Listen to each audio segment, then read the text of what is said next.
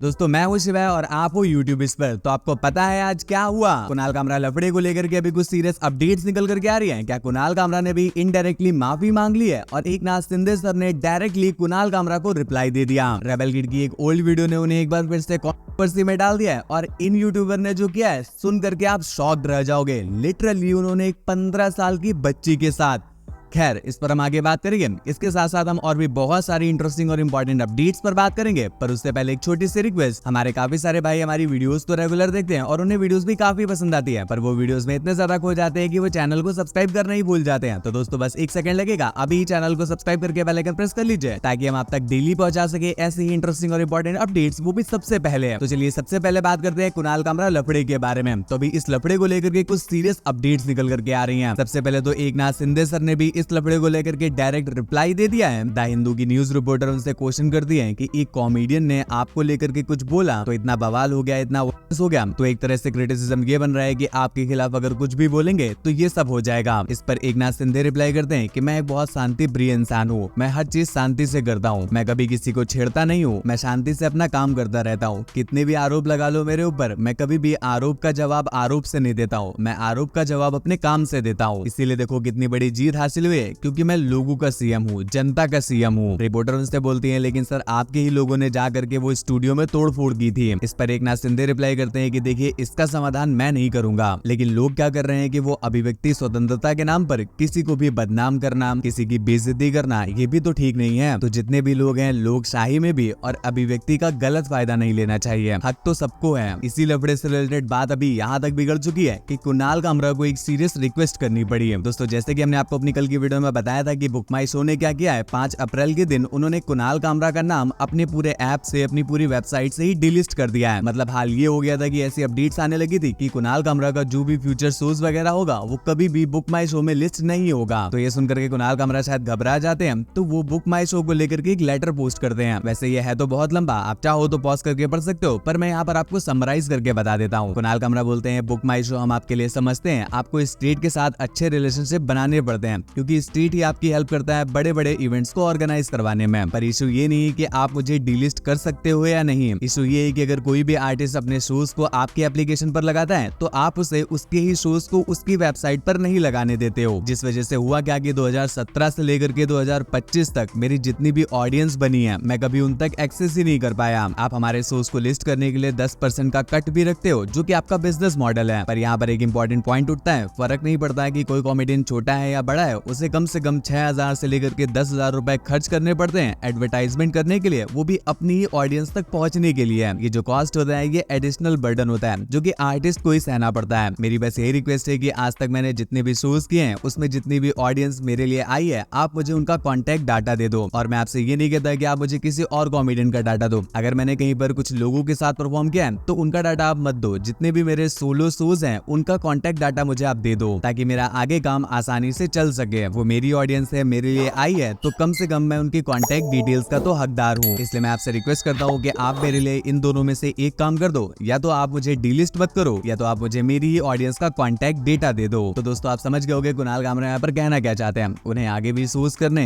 इस कॉन्टेक्ट से तो घर नहीं चलता, लेकिन बुक माई शो ने क्या किया है कि उन्हें डिलिस्ट कर दिया, तो आगे के शोज वो जो करेंगे कहाँ से उनके पास ऑडियंस आएगी, लोग उनकी टिकट कहाँ से बुक करेंगे। तो इसलिए वो अपने ऑडियंस का कॉन्टेक्ट डेटा मांग रहे हैं कि अगली बार उनका जहाँ कहीं पर भी शो हो तो उसके लिए उन्होंने जिस भी प्लेटफॉर्म में टिकट बेचने का डिसाइड किया हो तो वो अपनी ऑडियंस को बता सके कि भाई हम इस प्लेटफॉर्म पर हैं, आप चाहो तो मेरे शोज के लिए टिकट बुक कर सकते हो। कुणाल कामरा की इसी लेटर को लेकर के लोगों के डिफरेंट रिएक्शन भी निकल करके आ रहे हैं। काफी सारे लोग कुणाल कामरा को ट्रोल कर रहे हैं, पोक कर रहे हैं, ये बोल करके कि भाई कुणाल कामरा तो रो दिया है। वो एक तरह से माफी ही मांग रहे हैं, क्योंकि उन्हें समझ में आ गया है कि भाई इस कॉन्ट्रोवर्सी की वजह से तो उनका करियर ही खत्म हो जाएगा। कुणाल कामरा के इस लेटर पर कल रात को बुक माई शो ने भी रिप्लाई दे दिया है। वो भी अपनी तरफ से एक लेटर पोस्ट करते हैं, वो भी काफी लंबा है, मैं आपको शॉर्ट में समझा देता हूँ। बुक माई शो जो है वो एक प्लेटफॉर्म है टिकट वगैरह सेल करने के लिए, और यहाँ पर जितनी भी चीजें करी जाती हैं वो सब इंडियन लॉज के अंडर ही करी जाती हैं। पर फैक्ट ये है कि हमारे काम को पब्लिक डोमेन में मिस रिप्रेजेंट किया जा रहा है। हम सिर्फ भाई किसी भी लाइव शो की टिकट बेचते हैं, किसी को भी लिस्ट करना या डिलिस्ट करना ये ऑर्गेनाइजर या वेन्यू के काम है। हमने किसी भी आर्टिस्ट को रोका नहीं है टिकट बेचने से या उनके शोज को लिस्ट करने से। अगर वो खुद से ऐसा करते हैं तो वो उनकी मर्जी है। हमारा जो प्लेटफॉर्म है वो लोगों को एक साथ लाने का है through shared experience, questions regardless of their beliefs. BookMyShow की तरफ से जो रिस्पांस निकल करके आया है भाई, इस पे कुणाल कामरा के क्वेश्चंस का कोई भी आंसर नहीं होता है। जो बेसिकली वो पूछना चाहते थे वो तो इसमें कुछ होता ही नहीं है। तो ये देख करके काफी सारे लोग बोलने लगते हैं कि भाई इन्होंने जवाब क्या दिया है, खुद भी समझ नहीं आ रहा है। इवन कुणाल कामरा भी इस चीज पर रिएक्ट करते हुए ये वाला रिएक्शन शेयर करते हैं। तो दोस्तों अब बात करते हैं एक शॉकिंग अपडेट के बारे में। ये जो वीडियो में आप ये पपी देख रहे हो भाई, ये डायर वुल्फ का बच्चा है। शॉकिंग बात ये नहीं है, शॉकिंग बात तो ये है कि भाई जो इनकी प्रजाति है वो आज से 10,000 साल पहले ही पूरी तरह से खत्म हो गई थी। अब आप पूछोगे फिर ये कहां से आए, तो भाई इन्हें डी एक्सटिंक्ट किया गया है, या सिंपल लैंग्वेज में बोलो तो भाई कहीं से इनका डीएनए मिल गया था जिसको लेकर के इन्हें दोबारा रीबर्थ दिया गया है, या बोले तो उनकी पूरी बॉडी को फॉर्म करके इन्हें दोबारा इस दुनिया में लाया गया है। ये अनबिलीवेबल सी चीज करी है कोलोसल बायोसाइंस कंपनी ने, जो सालों से डी एक्सटिंक्ट के प्रोजेक्ट में लगे हुए थे। फाइनली इतने सालों के बाद उनका ये पहला एक्सपेरिमेंट सफल हुआ है, जिसको लेकर के अपडेट देते हुए वो बताते हैं कि अब डी एक्सटेंशन कोई थ्योरी नहीं रह गई है, ये रियलिटी बन चुकी है। फ्यूचर में हमें और भी काफी सारे एंशिएंट एनिमल्स का डी एक्सटेंशन देखने को मिल सकता है, और क्या पता भाई इंसानों का भी स्टार्ट हो जाए। फिलहाल ये जो पपीज आप देख रहे हो इनके पूरे ग्रोथ की इन्होंने प्रॉपर वीडियो बनाई हुई है अपने यूट्यूब चैनल पर, आप चाहो तो इनका नाम सर्च करके उसमें देख सकते हो। तो दोस्तों अब बात कर लेते हैं एक शॉकिंग या बोले तो शेमफुल अपडेट के बारे में। तो क्या अभी एक यूट्यूबर ने 15 साल की लड़की के साथ कुछ गलत काम किए हैं? तो दोस्तों आप लफड़ा मीमर को जानते ही होंगे, हमने अपनी प्रीवियस वीडियोस में इनके बारे में काफी बार बात करी हुई है। बेसिकली ये यूट्यूबर्स और इंस्टाग्रामर्स को एक्सपोज करते हैं। तो कल ये गेमर प्रिंस ओरिजिनल को लेकर के एक ह्यूज एक्सपोज करते हैं कि उन्होंने एक माइनर लड़की 15 साल की लड़की के साथ कुछ गलत काम किए हैं। और सिर्फ इतना ही नहीं, इसके बाद ये एक चैट भी शेयर करते हैं जिसको लेकर के क्लेम करते हैं कि ये प्रिंस की चैट है, जहां पर प्रिंस उस लड़की से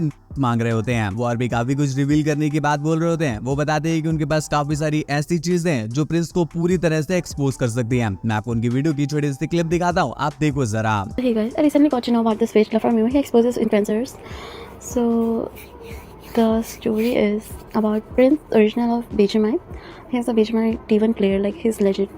So last year in November he texted me. उसका टेक्स्ट आया मेरे पास एंड फिर मैंने रिप्लाई किया after checking out his account. भाई उस बंदे के फॉलोअर्स थे बहुत and he was also verified, तो आई टेक्स्टेड हिम बैक। फिर वहाँ पे 5-10 मिनट बात करने के बाद हम लोगों ने स्नैप एक्सचेंज किया। उसने बोला था, फिर स्नैप पे बात हुई 2 दिन तक, उसमें ही मैनिपुलेटेड थी। उसने मेरे को अपनी एज बताई थी 18 एंड उसे पता था कि I am 15 and all still. फिर उसके बाद उसने एक डेट का प्लान किया। उसने बोला कि एक डेट पे चलते हैं। उसने मेरे से आधार भी मांगा था मेरा, मैंने दिया भी था। उसने मेरा आधार एडिट करवाया था जिसमें लाइक मेरा नाम प्रेरणा रखवाया था उसने। एंड फिर डेट वाले दिन जब हम लोग गए थे तब वो बंदा मेरे को होटल ले गया। फिर होटल में लाइक जब हो गया भाई, बंदे ने प्रोटेक्शन वगैरह कुछ यूज़ नहीं की थी। उसके बाद मेरे को इन्फेक्शन भी हुआ था, आई रिमेंबर। तो लाइक जब उसके मेरे को बहुत दिनों बाद लाइक जो जितने भी दिन होने के बाद भी बंदा मेरे से न्यूज़ मांगता था, बोलता था न्यूज़ फिशर एंड ऑल सब चीज़ें बोलता था, लाइक उसे मुझसे डेली मिलना था एट दिस पॉइंट। फिर बाद में जब मेरे को इसकी एज पता चली, ही इज़ 28 और 27, आई डोंट रिमेंबर। लेकिन हाँ इतना ही है भाई, बंदे को मेरी एज पता थी, सब पता था, स्टिल बंदे ने मेरे साथ सेक्स किया। सो या तो दोस्तों अब बात करते हैं तन्मय भट्ट के बारे में। एक चीज जो मुझे आज तक समझ में नहीं आई कि सुनील पाल को यूट्यूब के कॉमेडियन से दिक्कत है कि यूट्यूब के कॉमेडियंस को सुनील पाल से दिक्कत है। इस सवाल का जवाब मुझे पता नहीं कब मिलेगा, पर इस सवाल से रिलेटेड लफड़े हमें देखने को मिलते रहते हैं, और इस लफड़े में अभी तन्मय भट्ट भी उतर चुके हैं। कल तन्मय भट्ट सुनील पाल की एक कॉमेडी वीडियो को शेयर करते हैं और उन्हें ट्रोल करते हुए अपना रिएक्शन शेयर करते हैं। मैं आपको दिखाता हूँ, आप देखो जरा। एक मैं रिकॉर्डिंग में पहुंचा, गाना अच्छा नहीं हो रहा था, तो विजिटर मुझे कह रहा था कि सुनील गाओ हंसकर, सुनील गाओ हंसकर, तब से मैंने सुनील गाओ हंसकर।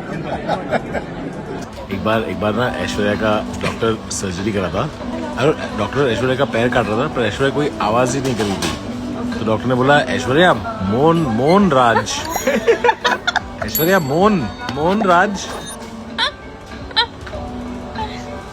अगली अपडेट तो दोस्तों अभी हर्ष बेनीवाल का उनकी रूमर्ड गर्लफ्रेंड खुशी चावला के साथ एक और वीडियो निकल करके आ रहा है, जहां पर वो क्वेश्चन आंसर वाला गेम खेल रहे होते हैं। मैं आपको छोटी सी क्लिप दिखाता हूँ, आप देखो जरा। I'm going to ask you questions that only girls are supposed to know answers of. What is balayage? इसके नाम से लग रहा है, ये लगता है होगा पलकों पे। सही है क्या? पता नहीं क्यों मेरे को लगा जैसे बाली आश आश, एक माइंड में ना वो आ गई इमेज की आंखों के पलकों पे लगता होगा। मुझे क्या मिलेगा मैं जीत गया तो? क्या चाहिए? 25,000 देगी। EMI देनी है मेरे को। What is cut crease? ये कोई वो लग रहा है लड़कियों की शर्ट का कुछ वो है। हाँ क्रीज है और कट क्या बाजू पे कुछ होता है क्या? सही है। ओ भाई मेरी सिलेक्शन हो गई। अगली अपडेट तो भाई अभी लक्ष्य चौधरी ने एक और कल वीडियो पोस्ट कर दिया। अब भाई इस चीज पे मेरी तो हिम्मत नहीं है कि मैं कुछ बोल सकूं। मैं आपको डायरेक्टली वो क्लिप दिखा देता हूँ, आप देखो जरा। जब से इन्हें हमने योग सिखाया ना, तब से हमें बहुत मानने लगे। कौन? ये सारे देश, अमेरिका, ऑस्ट्रेलिया। ये डिप्रेशन था इन देशों में बहुत, तलाक है, वही परिवार नहीं इनके पास, अपने लोग नहीं है। तो जब से इन्होंने योग देखा, हमारे देश का तला हुआ खाना देखा, यहाँ की हवा महसूस करी, तब से बहुत सम्मान करने लगे। ये जो अंग्रेजों का सबसे खास देश है ना, इंग्लैंड, इसमें एक शहर है न्यूयॉर्क। अच्छा, वहाँ इंडियंस की अलग रिस्पेक्ट है। कैसे? अमेरिका क्या बोलता था, क्या हो तुम, अब हम उन्हें बोल रहे तू क्या है बे। अबे तो इससे रेस्पेक्ट कैसे हो गई? आया कोई जवाब सामने से, कोई रिप्लाई वीडियो आई? यूरोप की जो लड़कियां हैं ना, वे सोना चाहेंगे इंडियंस के साथ। क्या बात कर रहा है यार, उनके जीन्स हमसे बेहतर हैं, पैसा हमसे ज्यादा कमा रही है, वो लाइफस्टाइल हमसे बढ़िया, वो क्यों सोना चाहेंगी हमारे साथ? क्या नहीं है उनके पास? संस्कृति, इनकी पूरी साइंस और रिसर्च हमारे इतिहास से ही प्रभावित है। क्या बना रहे हैं आजकल? एलोन मस्क बना रहा है वो ऊपर से वापस आने वाला रॉकेट। कहाँ से कॉपीड है वो? रावण का पुष्पक विमान किसके ऊपर चल रहा है आजकल? ये सुनीता विलियम्स कहाँ की है? यहीं की है, गोर सिटी चौक की। इनका प्रधानमंत्री अपना ऋषि कहाँ का है? कहाँ का? अरे भारतीय है, नाम से ही पता चल रहा है तो ऋषि। दोस्तों वीडियो में आगे बढ़ने से पहले चलिए चेक करते हैं आपका सोशल मीडिया आईक्यू। क्या आप सिर्फ यूट्यूबर्स के नाम से बता सकते हो कि उनमें से किस यूट्यूबर के ज्यादा सब्सक्राइबर हैं? अगर बता सकते हो तो बताओ। एक तरफ है भुवन बाम और दूसरी तरफ है कैरी मिनाटी। आपका जो भी आंसर हो नीचे कमेंट्स में बताना। और हमारी कल वाली चैलेंज वीडियो के विनर है एक बार फिर से HP व्लॉग्स। तो दोस्तों अब बात करते हैं द रेबेल किड के बारे में। तो अभी द रेबेल किड की एक और ओल्ड वीडियो ने उन्हें एक बार फिर से कंट्रोवर्सी में डाल दिया है। चलिए आगे बात करने से पहले मैं आपको छोटी सी क्लिप दिखा देता हूँ, फिर बात करते हैं। ये जितने भी लड़के हैं ना जो हमें वैनिश मोड पे डीएम कर रहे हैं, अगर तुम्हें लगता है कि तुम हमें वैनिश मोड की जाल में फंसा रहे हो तो हो तुम। देखो हम सील भी उसी से तोड़वाते हैं जो हमें आईफोन के डब्बे की सील तोड़ने देता है। तुम कितनी भी 6 पैक्स बॉडी बना लो, हमारी बॉडी तुम्हारे लैब पे नहीं मर्सिडीज के S क्लास में ही लैंड करेगी। हमें लेन देन की प्रक्रिया कहाँ करनी है इसकी हमें अच्छी सी क्लैरिटी है। और तुम क्या हमें स्नैपचैट पे एक्सप्लोर करोगे? हम तुम्हारे स्नैप्स रियल लाइफ में एक्सप्लॉइट कर देंगे। तुम्हारा पूरा करियर और हमारी बस एक क्लीवेज की पिक। Got it? हमारे ना बस चेहरे भूले, हम तुम्हारे जाल में तो नहीं फंसने वाले, क्योंकि ऐसे जाल ना हमने बहुत सी दिवाली में साफ किए हैं। तुम क्या हमसे वैनिश मोड पे बात करोगे?